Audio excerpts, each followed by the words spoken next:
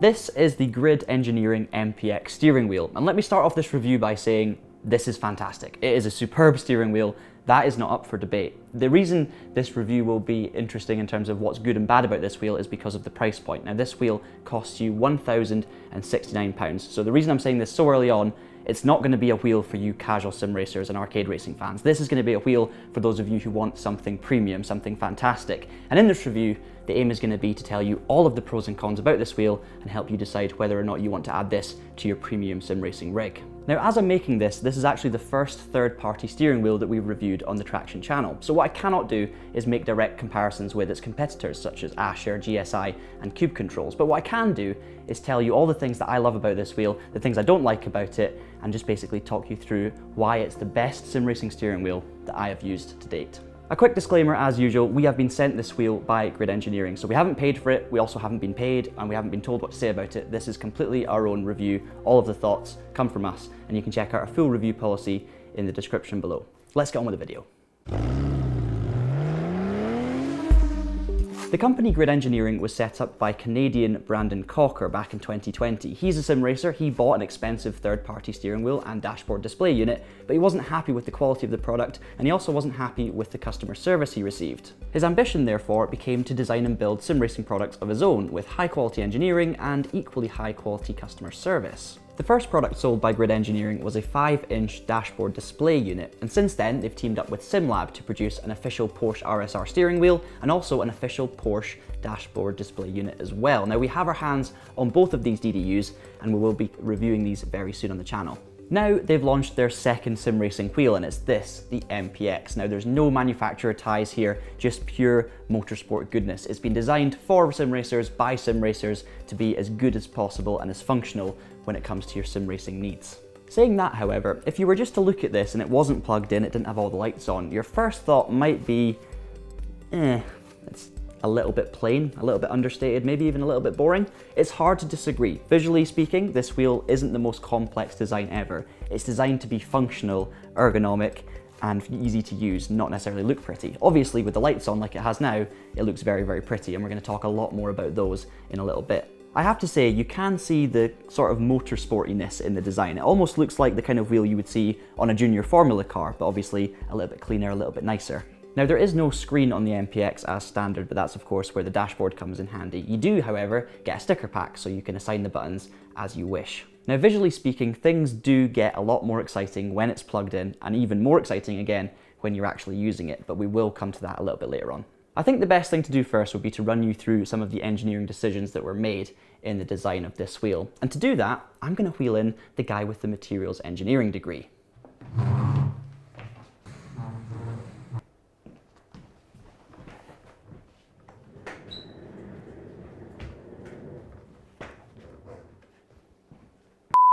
Let's start with the material that this wheel is mainly made of, and that is aluminium 6061 alloy, which was chosen because it's a great combination between stiffness, lightness, and also it can be anodized for that lovely finish that it's got. They use finite element analysis, which basically means that you can test the wheel in the computer and find its strengths and weaknesses and figure out its stiffness before it actually is made.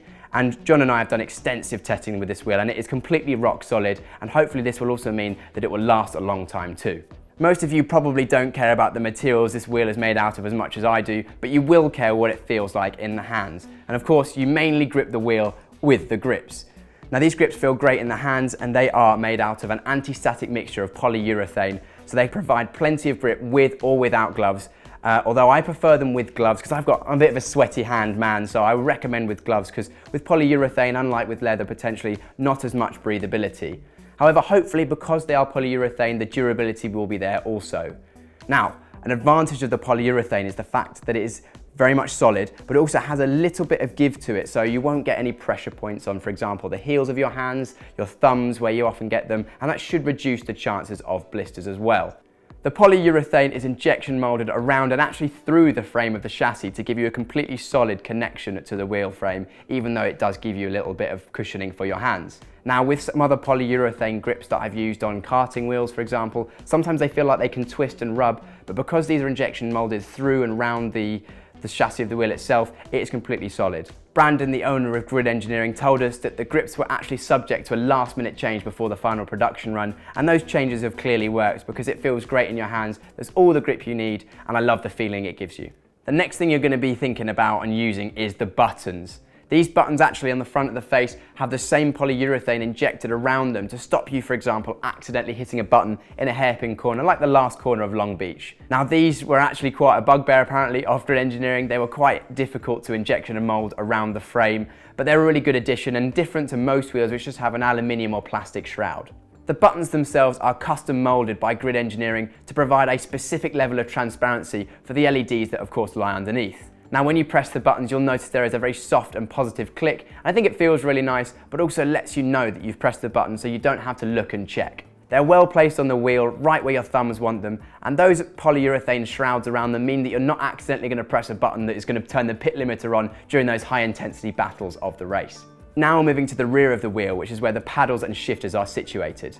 And starting with the shifters, they have a very nice soft click and they're a lot less loud than a lot of other shifters on the market that I've tried. And I think this is partly due to the fact the shifters themselves are made of steel and not aluminium as the rest of the wheel is. Grid Engineering realised if they made the paddles out of steel rather than aluminium, they could use just one magnet rather than two. Instead of one magnet on the shifter paddle and one magnet on the unit body base, they can get away with just the one magnet on the base of the shifter, which means that there is less force to create a louder clack. The positioning of the paddles is perfect for shifting. I didn't feel like I was stretching for them, and even though they were perfect for me, you can actually adjust the distance away from the wheel and also how far in or out they go with a couple of bolts, just loosening them and tightening them. And it's good to be able to adjust that angle. The clutch paddles at the bottom of the wheel at the rear are both independent analog inputs, and you can program them in one of three ways. You can either have them as individual buttons, a dual axis, or combined for a perfect clutch bite point. Now I recommend the clutch bite point if you're going to be doing elite sim racing, because it means that you can nail that start either at the start of the race or out of the pit lane every single time. And this can be configured either in the sim or alternatively in the race director software. The analog paddles actually have slightly more travel than a lot of the other clutch paddles that I've tried, so you've got plenty of flexibility to use them for whatever you want, or maybe even use them for looking left and right or other inputs as well. The thing I love most about this Grid Engineering MPX wheel is the fact that there isn't actually a single thing that lets it down in terms of quality, and there's nothing that stands out. It really feels like Grid Engineering have just made the best wheel they can and then figured out how much to charge for it afterwards, as opposed to making a product to a price. You can really feel the passion and engineering and thought that's gone into making this wheel, and as a summary of the hardware for this wheel, you really will not be disappointed if you do buy it. It's just purely whether you want to fork out for the price. John, that'll be all. Thanks for that. I have to say, I fully agree with Piers. I love the way they've just gone, if it's not 100%, let's improve it. Let's make this as high quality as possible. I think it's about time though we stop talking about this wheel as a museum piece and put it on the rig. Just a quick word to say, the box that the steering wheel came in, the packaging was completely perfect. There was foam everywhere, everything was very secure, it was all very nicely fitted as well. You basically just get the steering wheel plus your user guide and the relevant bits and bobs, including your cables. Now, the cables are probably one of the negatives of this wheel because, of course, being third party, you need some extra cableage. Here you can see the wheel is actually connected to a power box on the side here, and there are a couple of extra cables. You've got a data connection through USB, and you've also got a power supply as well, which I will get to. That is a slight negative because with a lot of the first party wheels, you obviously don't need those extra cables. Now when it comes to actually mounting it on your wheelbase, you may need to buy an extra adapter. Now this wheel is compatible with all direct drive bases. Some like SimuCube it will mount straight on, but others like Fanatec, you will need to get yourself an adapter of sorts. Now if you're unsure about this, the sizes are on the website for Grid Engineering on the MPX product page. But if you're still a bit unsure and it's all a bit overwhelming, I'm sure if you contact Grid Engineering, they'll be able to help you find the adapters that you need to get it working with your base. For us to mount the steering wheel on our Fanatec DD Pro, we actually were sent an adapter by Sim Racing Machines. Thank you very much for sending us one. It was really easy to put on, took about 5 minutes. The only issue is because you were connecting a thread to another thread essentially, you had a little bit of leeway there and that was causing a little bit of movement in the wheel. We did solve that issue by using blank holes as well, but you do need to think about that when you're using your adapter. Either way, this was very easy and a very quick process. So your wheel's on, but there's still one thing left to sort, and that is mounting your little power box. Now we've mounted it on the side of our 80/20 rig. You do get provided with T-nuts and the things you need, so it's very easy. You could also put it on top alongside your base, whatever works for you, but you will need that mounted as well, and then you're pretty much good to go. The power box is made of billet aluminium, and there is a 12-volt power supply that is separate from a 5-volt USB connection to the PC. So that means you get a solid and safe 5 volts. There's a converter in there to take it from 12 down to 5, and that really reduces the chances of a disconnect, which is very important with these kind of wheels. The cable itself running to the wheel is also very strong, very robust, and all of these parts are very easy and cheap to replace. They've been designed in a very clever way so that if things do go wrong, you can get it sorted. I think it's about time we get driving. Now, one of the first things you're going to notice when you start using this wheel is the width. It sits at 295 millimeters, which makes it slightly narrower than the widest offerings from the likes of Moza, for example, but a lot wider than your average Formula steering wheel from Fanatec and so on. Now, I have to say, I expected it to feel a little bit wide when I first started using it, and for some reason, it just doesn't. I don't know if that's down to the weight, if it's down to the grips, but it just feels really, really natural from the moment you start using it. Now, one of the key elements that makes this wheel such a positive experience is, of course, the buttons and dials. Not only the number of them, but the positioning of them, the thought that's gone into them. You have some standard classic buttons that you can click on your wheel. That's all straightforward. You can reach all of them very, very easily with your thumbs as well.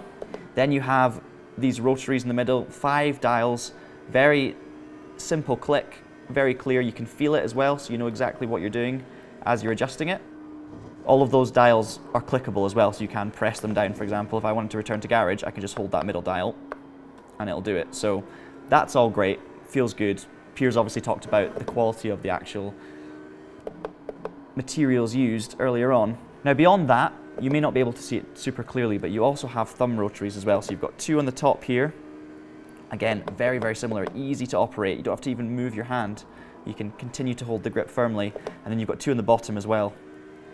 I've just set it to some random things on iRacing just now just to demonstrate it, but Piers and I have been spending a lot of time with this wheel over the last week or two, and it's just got everything you need. You can assign any buttons to any position, and it makes it so much easier to actually operate, especially in a high-intensity sim racing scenario where you just need to know where everything is. You need to be able to access it easily and quickly, and you need to be clear in what you actually do as well. You need to know exactly what inputs you're putting in and what difference it's going to make. A couple more things worth noting as well.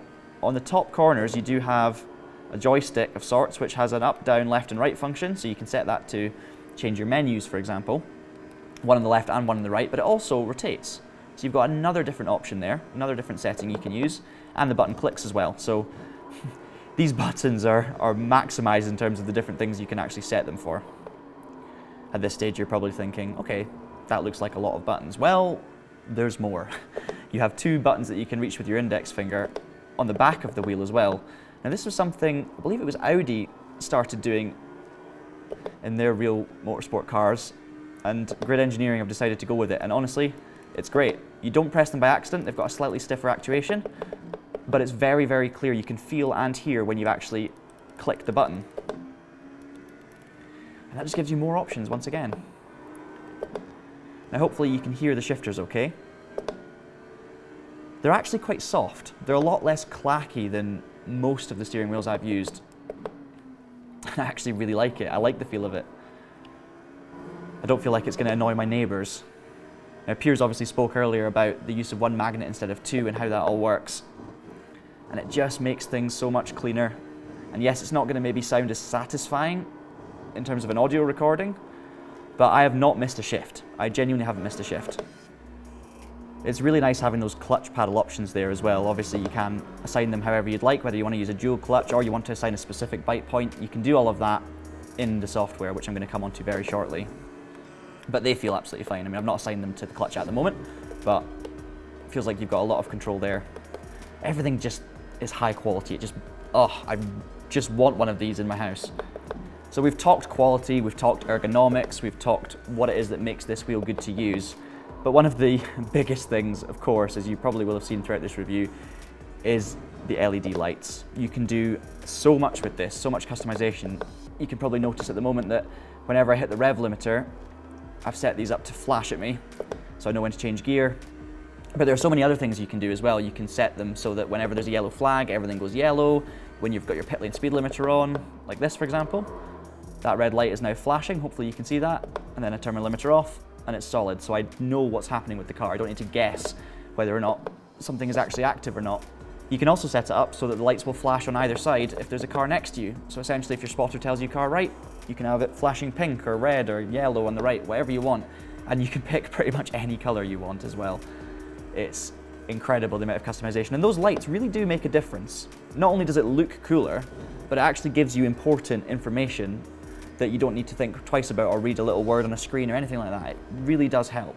Now I'm just going to pull over real quick because I want to show you what the Race Director software is all about. This is Grid Engineering's own software. Now you can use this wheel with SimHub, it's worked with SimHub no problem. It's quite a complicated system though, and with Race Director they're trying to develop something that's a lot easier to use but still is just as functional. So let's have a quick look at that.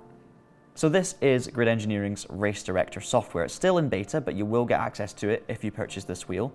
I've loaded up a profile that I've made, which is MPX John 1. Now, if we wanted to change something, say for example the color of these two dials, which are currently blue, we can just click on the dial and you've got different functions. So at the moment we've got it set to being always on with this kind of bluey greeny color.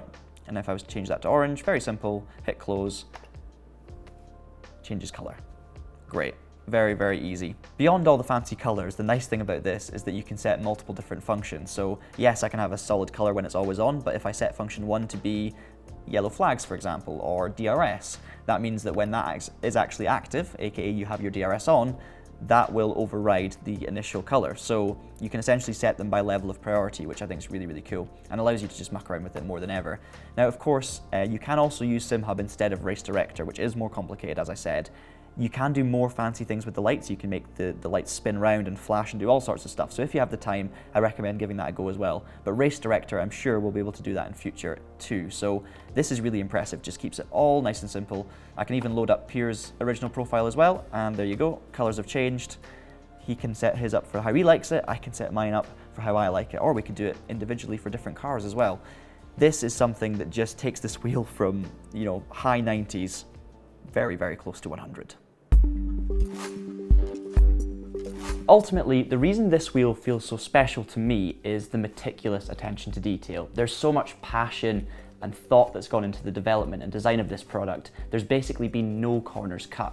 Sure, many of you are going to struggle to justify buying this from a financial perspective, but if you're lucky enough to be in the market for something premium, you can know that this wheel has been designed with your satisfaction at its core. In terms of the negatives, you could say it looks a little bit understated when all the lights are off. You could also say it's a little bit niggly and fiddly with all the extra cables, the power button, and also the fact that you need adapters to get it to work with many wheels. And of course, you might bemoan the lack of a screen, but that is where the dashboards come in very handy, and trust me, they are something special. You're going to want to subscribe to the channel to see those reviews when they come out soon.